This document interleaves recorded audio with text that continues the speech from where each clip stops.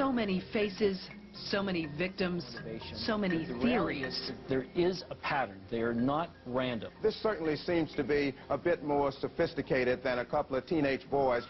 So much, so wrong. About the sniper attacks and the real lives of John Allen Muhammad and John Lee Malveaux. Much more is known about John Allen Muhammad than is known about Malveaux. He is ex-military, served in the Gulf War, a member of the Nation of Islam. The black man! Provided security at the Million Man March here in Washington in 1995.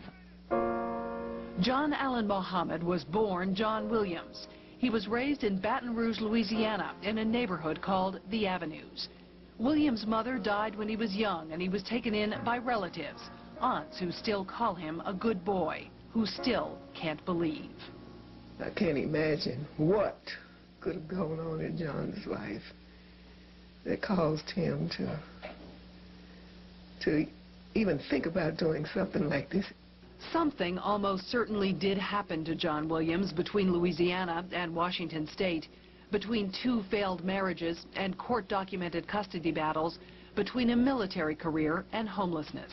There's some major life disappointments and losses that tend to trigger the kinds of incidents that we saw in this kind of extreme behavior.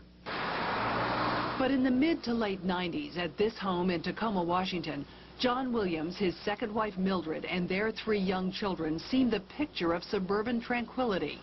See him out there watching the kids play football and cheering them on and telling them to go get them.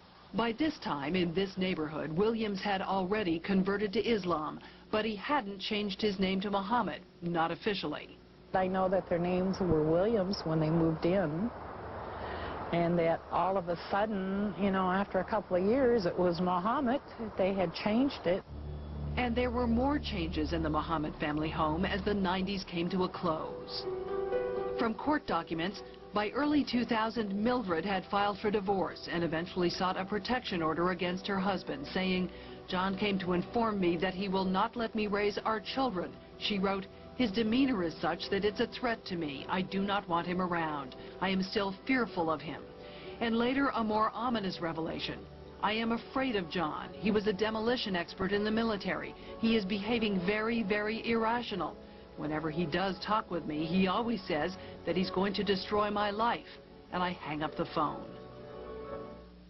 Mildred Muhammad was granted a divorce in 2001 based on a finding of domestic violence, and she moved with her children to this townhouse in Clinton, Maryland, just outside Washington.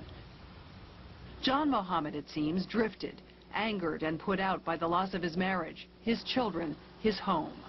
It is during this time that Muhammad met a young Jamaican named John Lee Malveaux, possibly as they both traveled in Antigua.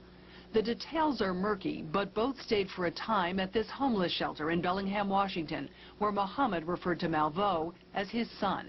His relationship with the younger Malveaux is still a mystery as well. He introduced him as his son, and so at first, you know, everyone was reporting that this was a stepfather-stepson relationship, and then you find out there's absolutely no legal connection between the two, and so far no family connection that has been determined. Back in Baton Rouge, Muhammad's relatives are confused too. After years away, this summer he returned to the Avenues neighborhood on 3 separate occasions.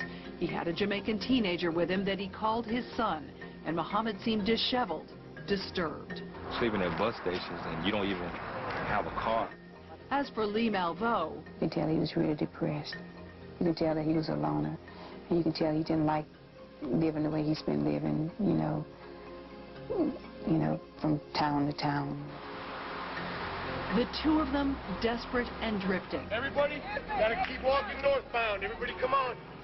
Their relationship, says psychologist Harvey Goldstein, had elements of a classic criminal tandem. In many respects, it's very common behavior.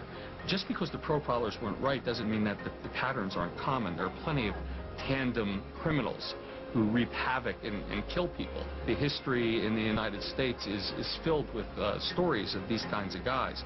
But I want to make the point that this is not Butch Cassidy and the Sundance Kid with regards to equal footing. These guys were not on equal footing in terms of their companionship and camaraderie and the sense of being in charge.